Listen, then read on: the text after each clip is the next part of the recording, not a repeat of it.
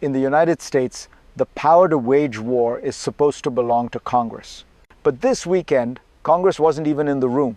Before dawn on Saturday, American forces moved. A foreign leader was captured. Lives were lost inside Venezuela. And the lawmakers tasked with overseeing war and peace learned about it later. I've watched American presidents stretch their authority for years. What makes this moment different is not secrecy, it's acceptance. Many Republicans on Capitol Hill are brushing it off. Too sensitive, they say. Too dangerous. Too urgent for debate. That quiet resignation should worry you. Because when oversight fades without a fight, power doesn't disappear, it concentrates. This operation wasn't framed as a war. It wasn't framed as peace. It lived in a gray zone where accountability grows thin. If you're trying to understand how democracies slowly bend without breaking, stay with me. Because before we judge this raid, we need to understand the system Congress was meant to control and why it's stepping aside now. For decades, the American system has rested on a simple premise. No single branch of government should hold too much power.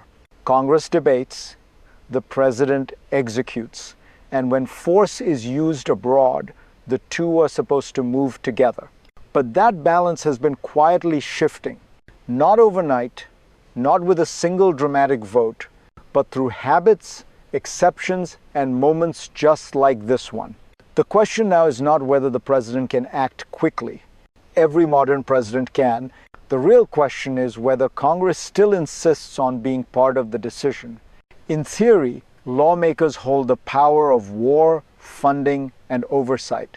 In practice, many have chosen convenience over confrontation. Briefings after the fact replace debate before action.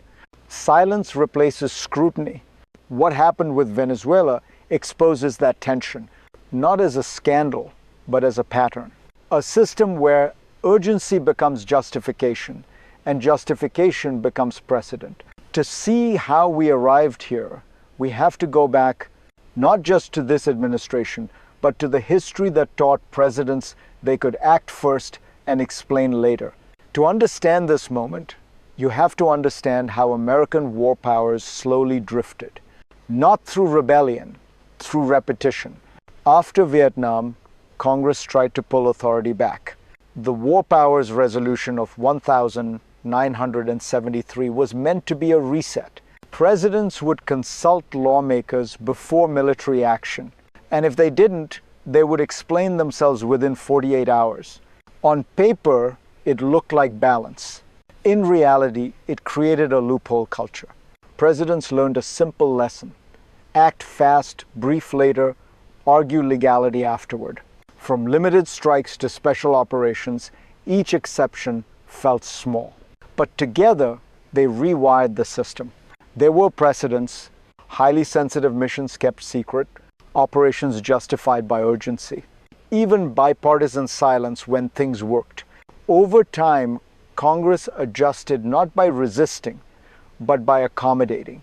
Oversight became reactive, debate became optional. By the time this administration faced Venezuela, the playbook was familiar. Move first. Classify the action narrowly. Notify lawmakers once the facts are irreversible. What looks like a single decision is actually the end of a long cycle.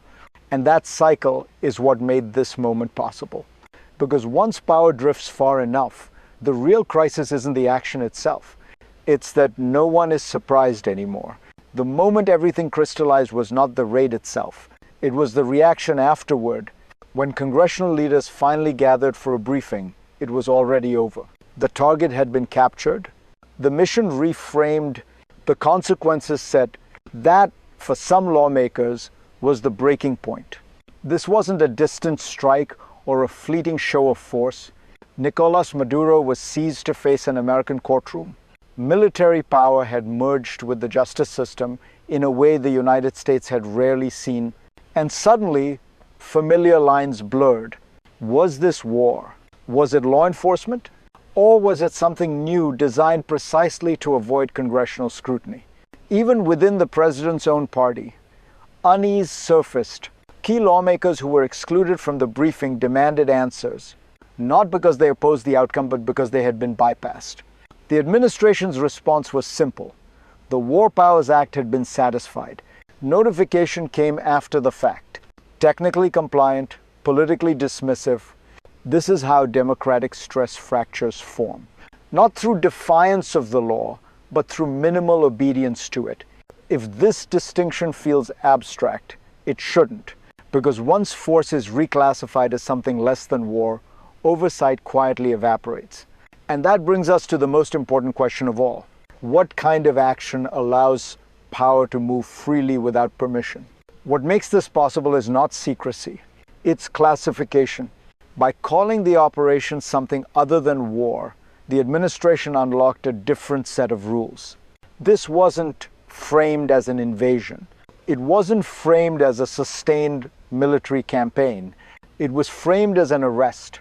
That distinction matters, because Congress is not notified when the FBI arrests a criminal. And according to this logic, neither should it be notified when the military helps execute an arrest abroad. This is the hidden mechanism at work. Military force is wrapped in the language of law enforcement. Emergency powers fill the gaps. And constitutional guardrails are bypassed without being openly challenged. The result is a gray zone. Force without formal war. Violence without declared conflict. Accountability without prior consent. Some lawmakers accept this because it feels practical.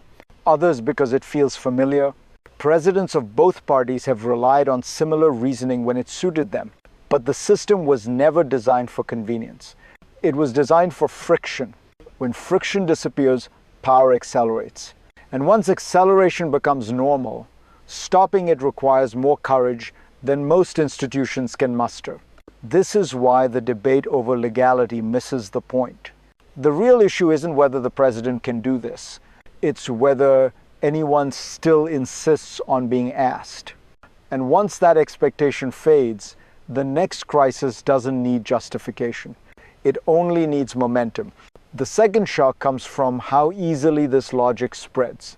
Once an operation is labeled protective or preventive, the threshold for force drops. Deadly action is no longer about winning a war. It's about avoiding a hypothetical threat.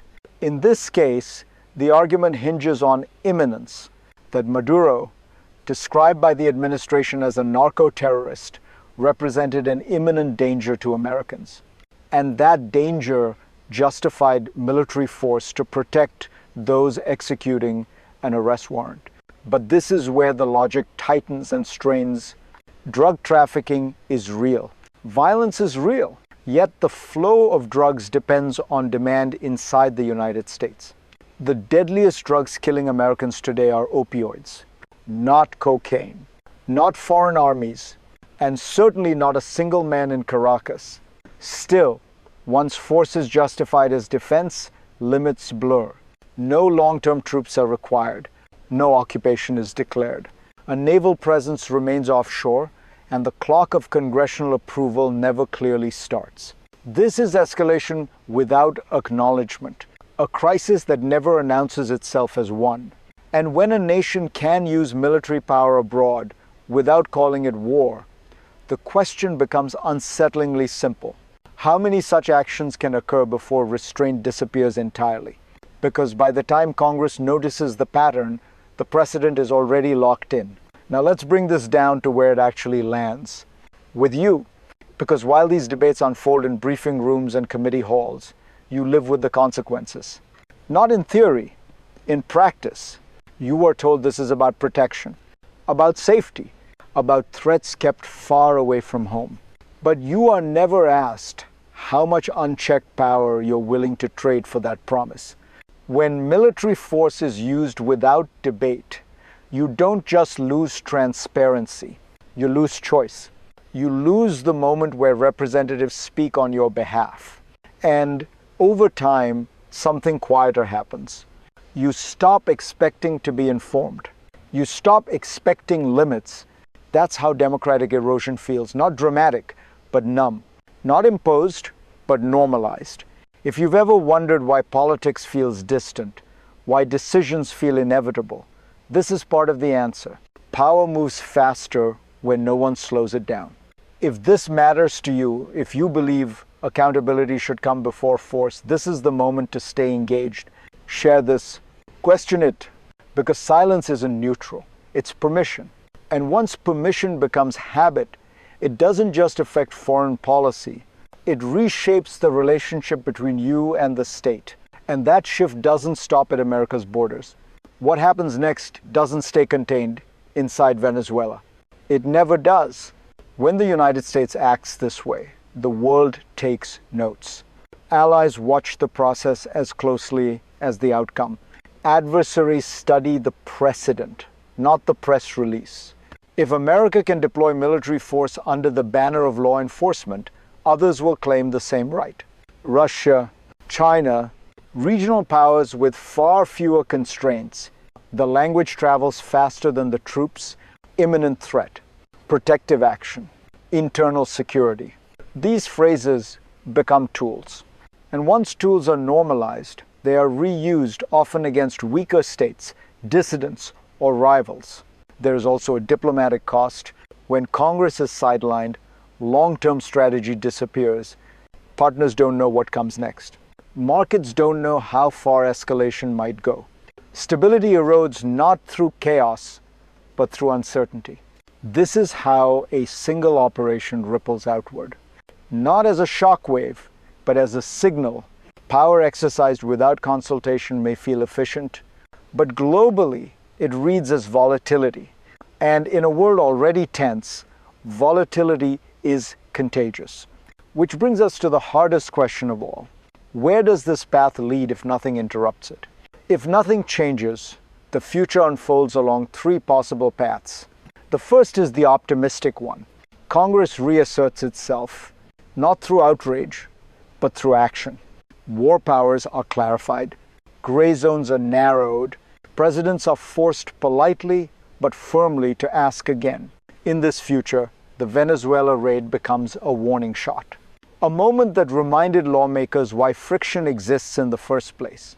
Power slows down, debate returns, the system bends but holds. The second path is more likely. Normalization. Each operation is debated briefly, then absorbed. Oversight happens after the fact. Precedent piles on precedent. Nothing collapses, nothing explodes, but authority quietly migrates toward the executive, year after year. Then there is the third path, the dangerous one. Force becomes routine. Consultation becomes optional. Congress becomes a commentator, not a participant. In that world, legality is always arguable and restraint is always deferred. Presidents don't need permission, only justification. And justification is never in short supply. History suggests systems rarely announce which path they're on. They reveal it through habits, and the habit being formed right now is the most revealing signal of all. American democracy was not designed for efficiency. It was designed for resistance. The founders assumed power would push outward. That ambition would seek shortcuts. So they built a system that slowed decisions down, especially decisions about force. What we're watching now isn't the collapse of that system. It's something quieter, a willingness to stop using it. The Venezuela operation may fade from headlines, but the precedent it sets will not. Because every future president will point back to moments like this and say, we've done it before. That is how emergency logic becomes normal governance. If you care about accountability, this is the moment that matters. Not when the next crisis erupts, but now when the lines are still visible. Follow this conversation, share it with someone who believes power should answer to the people. Because once oversight disappears completely, it rarely comes back on its own. This story isn't finished. The next chapter will be written by whether Congress chooses to step forward or quietly step aside. And if you want to understand where that choice leads, stay with me.